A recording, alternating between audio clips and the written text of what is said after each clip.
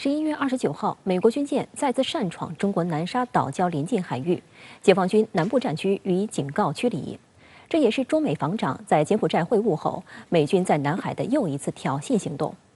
值得注意的是，美方近来在南海小动作不断。副总统哈里斯访问菲律宾期间，还专程登上巴拉望群岛。 南部战区新闻发言人田军礼空军大校表示，11月29号，美前斯洛斯维尔号导弹巡洋舰未经中国政府批准，非法闯入中国南沙岛礁临近海域。中国人民解放军南部战区组织海空兵力进行跟踪监视，并予以警告驱离。田军礼强调，美军行径严重侵犯中国主权和安全，是其大搞航行霸权、制造南海军事化的又一铁证，充分说明美是不折不扣的南海安全风险制造者。 中国对南海诸岛及其附近海域拥有无可争辩的主权，战区部队时刻保持高度戒备状态，坚决捍卫国家主权安全和南海地区和平稳定。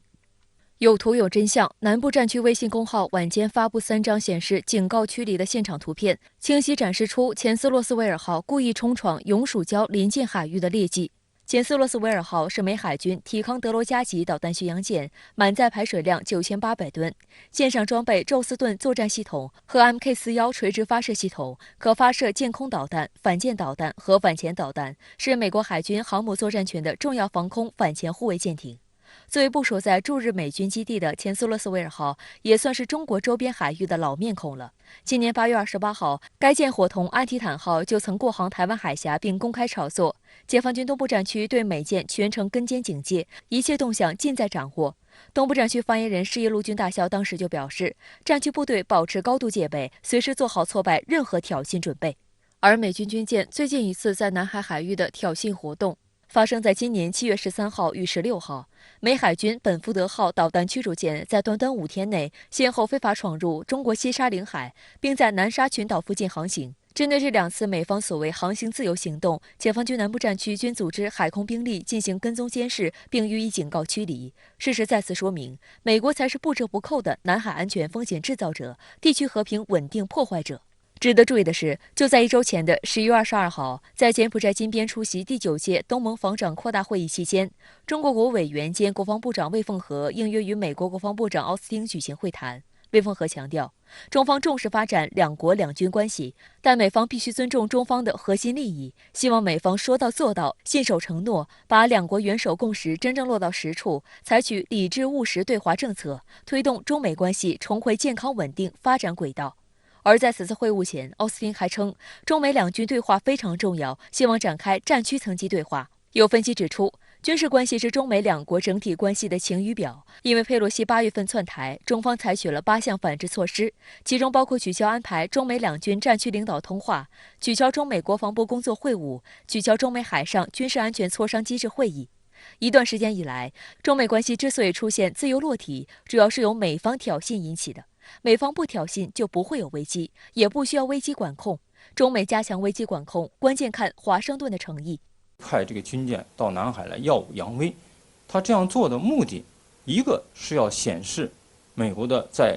南海地区的军事存在，显示他的这个霸权主义的这种底气和这个他的实力。我想这是他的一个目的。 第二个目的呢，实际上就是要，他是想向这个地区的其他的国家，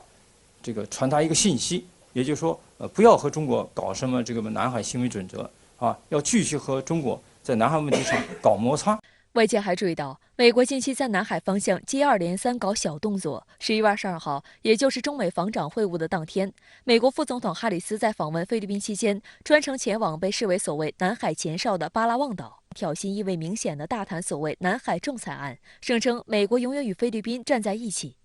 美国媒体披露，哈里斯此行的一个目的就是希望根据美菲加强防务合作协议，扩大美国在菲律宾的军事存在。哈里斯与菲律宾总统马克思的会谈中，双方讨论了由美国资助的21个新项目，包括扩建更多非周边尚未公布的军事基地。此外，美国还承诺向菲律宾提供价值750万美元的额外援助，以帮助该国改进海事执法能力。除了刚才说的军事上派军人来，他的副总统也到南海来访问，其目的最主要一个就是不希望南海风平浪静，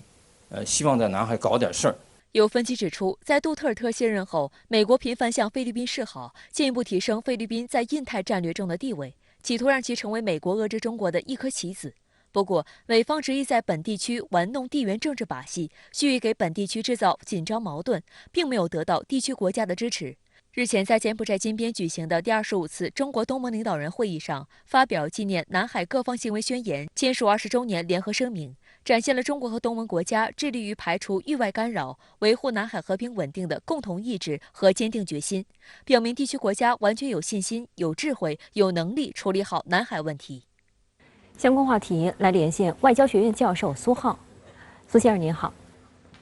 南部战区29号表示，美钱斯洛斯维尔号导弹巡洋舰非法闯入中国南沙岛礁临近海域，南部战区组织海空兵力进行跟踪监视，并予以警告驱离。您对此怎么看？对，前不久，中国和美国的国防部长刚进行过会晤，双方实际上就维持相互的这个区域合作稳定，以及这个在军事安全方面，那么一旦出现危机，进行危机管控方面要进行了交流，也达成一定的共识。应该说，这对于中美两国维持地区和平稳定呢，是具有积极意义的。但是我们知道，美国实际上它对华的这个安全战略政策它是有两手的方式。一方面要维持一个相对稳定的、不要造成冲突的这个中美局面，但同时它又要在具体的安全问题上来进行挑衅，特别是南海问题是美国挑衅中国的一个非常有效的一个手段。所以这两天那个美方的这个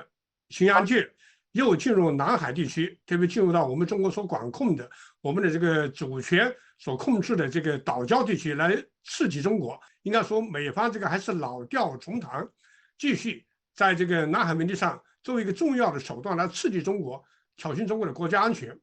所以，美国这种对华的这个两手啊，应该说对于我们来说呢，一方面该和美国来进行交流啊，维持中美关系的稳定，我们要做出努力。但同时，对于美国这种挑衅中国的国家安全，特别是动用这个南海问题这么一个杠杆来刺激中国，以至于挑唆中国和周边国家这个南海问题上的这么一个紧张的关系，应该说这点上我们要保持高度的警惕。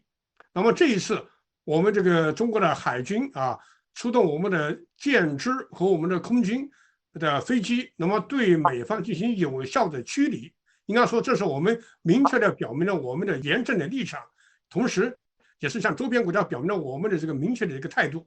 那么也让周边国家看到中国维护国家主权的这么一个决心和这种我们的能力，以这种方式呢，实际上可以有效的控制甚至于压制美方在南海问题上的挑衅的这种行动。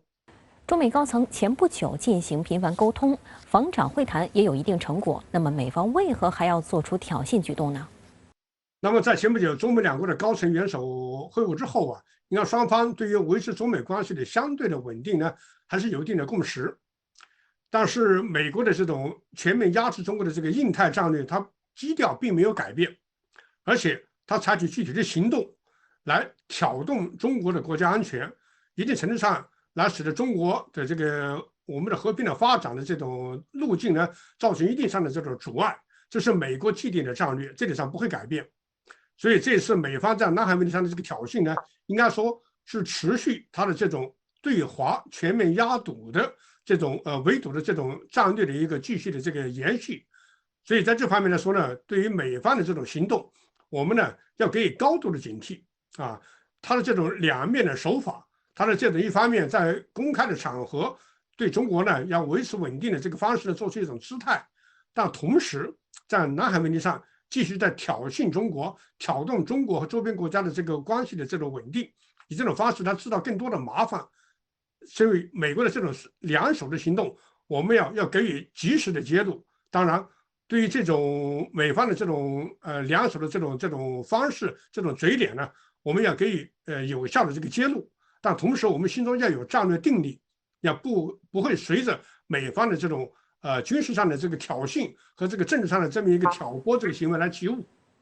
好的，谢谢苏先生在线与我们分享您的观点，谢谢。